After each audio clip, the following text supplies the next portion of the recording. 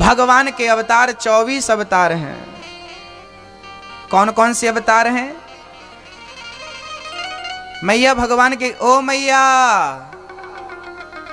हो गई गप्पें पूरी। देखो आप तो देख ली हमारी तरफ, वो देखने में लेट हो गई। भगवान के अवतार कितने हैं? कितने?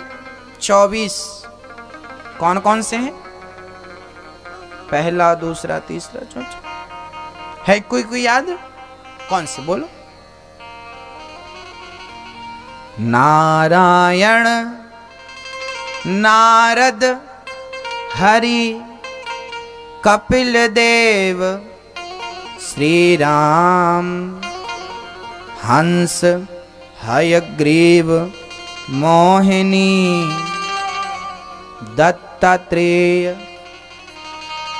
नरसिंह, वामन, व्यास जी, ऋषभ देव, कौमार, यज्ञ पुरुष, धनवंतरी, बुद्ध कल्कि अवतार, पृथुराजा, वारह पुनि, कृष्ण चंद्र भगवान, परशुराम, मत्स्य, कमठ।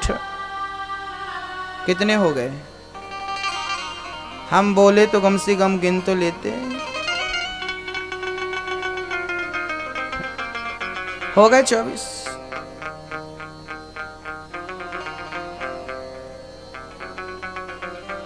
हो गए। ये 24 अवतार बढ़िया गोल्ड कितने कैरेट का होता है? 24 कैरेट का बढ़िया गोल्ड होता है। भगवान ने 24 अवतार क्यों लिए? 25 या 23 क्यों नहीं?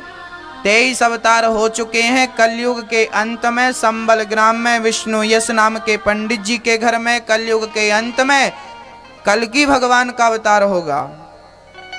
कलयुग की उम्र कितनी है? 4,32,000 वर्ष। अभी कलयुग की उम्र कितनी हो गई? बोले 5,500, 5,063 वर्ष बीत गए हैं कलयुग के। 4,32,000 वर्ष आयु है टोटल कलयुग की। इसमें की 5,500 के लगभग आयु बीत गई। कलयुग के अंत में कल्कि भगवान होंगे। 24 अवतार हैं। शुद्ध गोल्ड 24 कैरेट का होता है। मानो भगवान अपनी शुद्धता का प्रमाण पत्र दे रहे हैं कि मैं भी 24 अवतार के रूप में अपनी शुद्धता बतलाता हूं कि जैसे गोल्ड 24 कैरेट का शुद्ध माना जाता है, ऐसे परमात्मा की शुद्धता में कोई उंगली ना उठा सके। 24 घंटे होते हैं। घंटे कितने? 24 घंटे। मानो 24 घंटे 24 अवतार में भगवान हमारी रक्षा करते हैं, इसलिए भगवान ने 24 अवतार लिए। हर घंटे हर एक अवतार से अपने भक्त की रक्षा करूंगा, इसलिए भगवान ने 24 अवतार। अथवा 24 अवतार भगवान ने क्यों लिए? क्योंकि तत्व भी 24 हैं, है ना। भगवान हर एक तत्व के रूप में स्वयं विद्यमान है, ये कहना चाहता है। भक्तों, मैं अन्य प्रश्नों के उत्तर रोज धीरे धीरे आपको देता रहूंगा, जो सौनक जी ने पूछे हैं सूत जी से। व्यास जी महाराज ने 17 पुराण लिखे पर शांति नहीं मिली। नारद जी बोले भागवत लिखो, मैं पिछले जन्म में दासी पुत्र था, भागवत की कृपा से, संत की कृपा से आज ब्रह्मा का पुत्र हो गया हूं। तब व्यास जी ने भागवत की रचना करी। और भागवत की शुरुआत कहां से करी? बोले भागवत का शुभारंभ महाभारत से किया। महाभारत में 99 कौरव मारे गए, एक था दुर्योधन अभी मरा नहीं। जंघा टूटी थी, सोच रहा था मौत आ जाती तो मैं मर जाता, पर पापियों की मौत भला जल्दी कहां से आती है। मौत नहीं आई, मित्र आ गया, अश्वत्थामा आ गया।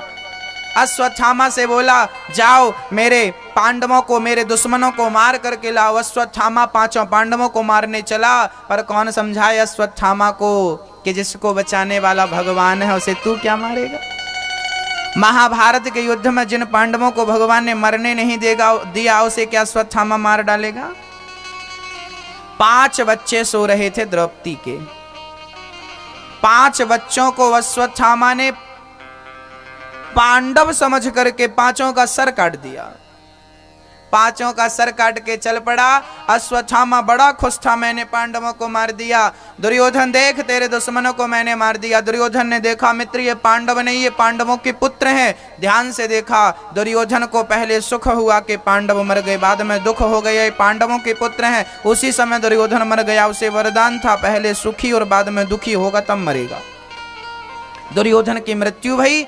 अब सुबह द्रौपदी ने देखा कि मेरे बच्चे सोकर नहीं उठे। ध्यान से देखा जाकर तो बच्चे मरे पड़े थे। रोने लगी मां। अर्जुन आ गए, प्रभु मेरे बच्चों को अश्वत्थामा ने मार डाला। भगवान ने रथ पर बिठाया, अर्जुन को चल पकड़ के लाते हैं। अश्वत्थामा को पकड़ने गए, अश्वत्थामा ने ब्रह्मास्त्र चला दिया। ब्रह्मास्त्र, भगवान की शरण में अर्जुन था, उनको मारने के लिए जब ब्रह्मास्त्र आया, अर्जुन ने कृष्ण की शरण ग्रहण करी और रोते रोते कहा, कृष्ण कृष्ण महाबाहो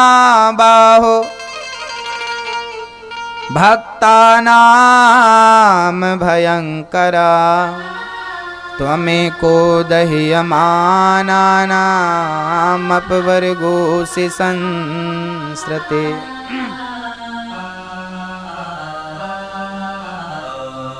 अर्जुन चरणों में आए, कन्हैया मैं आपकी शरण में हूँ, मुझे बचा लो। इसने ब्रह्मास्त्र चलाया है, मैं मर जाऊंगा। भगवान ने बोला तू भी ब्रह्मास्त्र चला। अर्जुन ने ब्रह्मास्त्र चलाया और दोनों ब्रह्मास्त्र टकराए, पृथ्वी डोलने लगी। भगवान ने दोनों को शांत किया। अर्जुन ने अश्वत्थामा के केश पकड़े, द्रौपदी के सामने खड़ा कर दिया। द्रौपदी तेरे पुत्र का हत्यारा तेरे सामने खड़ा है, जो सजा देना चाहती है दे दे। द्रौपदी बोली है इसे छोड़ दो। हाथ में रस्सी बंधी थी अश्वत्थामा के, रस्सी खोल दी, पांव की रस्सी खोल दी और अश्वत्थामा भाग जा। अर्जुन बोले देवी द्रौपदी क्या तुझे इस हत्यारे पर दया आ रही है? द्रौपदी बोली दया मुझे इस पर नहीं, दया मुझे इसकी मां पर आ रही है। जैसे मैं अपने बच्चों के वियोग में आज तड़प रही हूं, इसको मार दोगे तो कल से इसकी मां भी इसके वियोग में रोने लगेगी और इसको मार देने से मेरे मरे हुए बच्चे जिंदा नहीं हो जाएंगे। देखिए तो क्या धर्म है। खुद के 5 बच्चे मर गए जिस मां के, आज वो हत्यारे पर दया कर रही है।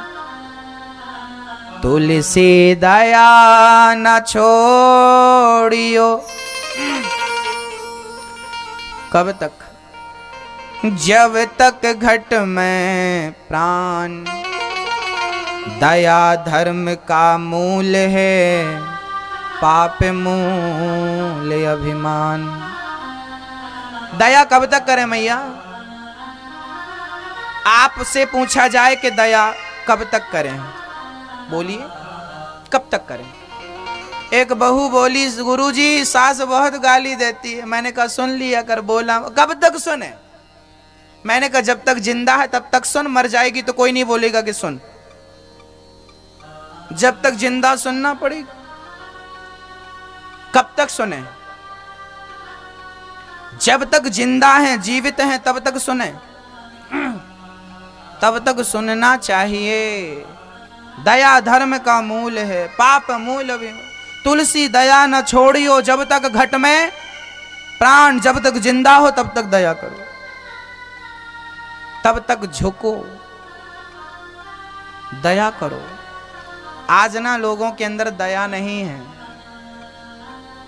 हमारे भारत में ना कितनी दया थी, क्यों? पृथ्वीराज चौहान ने कितनी बार क्षमा किया था दुश्मन को, लेकिन एक बार जब उसने पकड़ लिया तो पृथ्वीराज जी ने कहा था कि मैंने तुझे कई बार छोड़ा है, तो एक बार मुझे छोड़। नहीं छोड़ा, और नहीं छोड़ा क्या किया? आंख फोड़ डाली। आंख फोड़ डाली पृथ्वीराज चौहान की, और आंख फोड़ करके दूर बैठ गया और बोला मैंने सुना है कि तू शब्द भेदी बाण जानता है, जरा इस घंटे पर बाण तो चला। एक बाण से इन 7 घंटों को जरा बजा कर तो बता। चंद्रवरदाई नाम सुना होगा, बैठा था, आंख फूट गई। देखो ये भारत है, कौन सा भारत है? हम दुश्मन को माफ करते हैं, हम दुश्मन को क्षमा करते हैं। हमने आज तक पाकिस्तान पर अटैक नहीं किया, उसने कई बार अटैक किया। हम भारतीय लोग क्या बोलते हैं? विश्व का कल्याण हो। अमेरिका, लंदन, पाकिस्तान, जापान, रूस आदि आदि देश कभी नहीं बोल सकते कि विश्व का कल्याण हो। विश्व का कल्याण हो सिर्फ भारत ही है जो विश्व का कल्याण चाहता है और कोई नहीं चाहता। इसलिए ये जयकारा सिर्फ भारत लगाता है। विश्व का क्या जरूरत पड़ी हमें पाकिस्तान से? विश्व में पाकिस्तान भी आता जो हमारे जवानों को रोज मारता है। हम रोज जयकारा करते हैं विश्व का कल्याण, मतलब इसका भी कल्याण हो दुष्ट का। ये हमारे ब्लड में है, ये हमारे खून में है।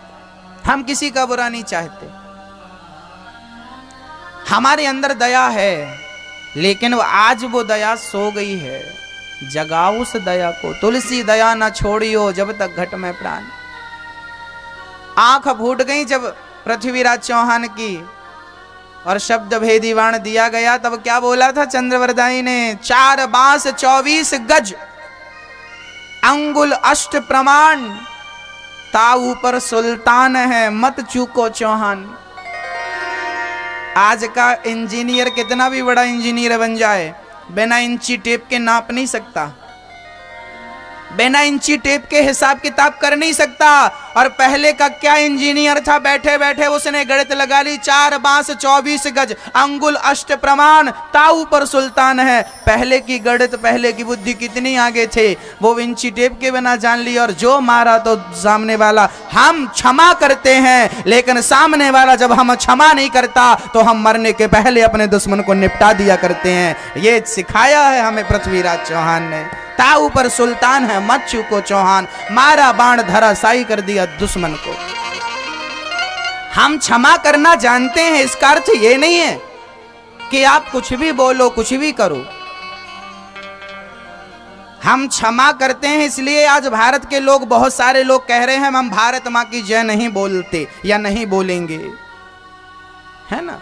हम लोग क्षमा करते हैं, ये हमारा स्वभाव है। लेकिन जब अपनी भारत माँ के लिए बात आती है, जब आन बान और शान की बात आती है, तो हमारा सर कट जाने के बाद भी हमारा धड़ लड़ता रहता है। ये भारत है, भारत का गौरव है। क्या पढ़ा नहीं, क्या सुना नहीं गुरु नानक देव जी के बारे में? गुरु नानक देव जी के बच्चों को दीवार में चुनवा दिया गया था। कहा जाता है कि सर कट जाने के बाद भी बहुत दूर तक वो लड़ते रहे, अपने दुश्मनों का संहार करते रहे।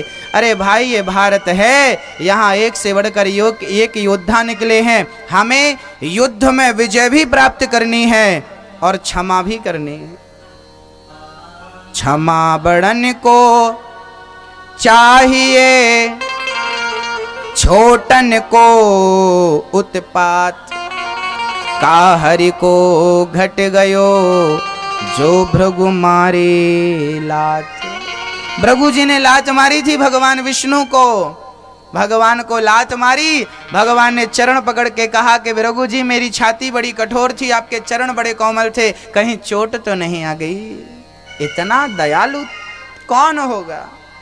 इसलिए दया करो। माँ दयालु होती है, माँ करुणा की मूर्ति होती है। आज बेचारी वो माँ परेशान है। माँ बच्चों पर दया करती है, पर बच्चों को मम्मी पर दया नहीं आती। आज के बच्चे माँ पर अत्याचार करते हैं, माँ को आंख दिखाते हैं, माँ को वृद्धाश्रम में भेज देते हैं। माँ के साथ क्या क्या अन्याय हो रहा है कौन बतलाए? माँ बेचारी चुपचाप सहती रहती है। बेटा अन्याय करे तो माँ किसको बताने जाए? माँ तू कितनी अच्छी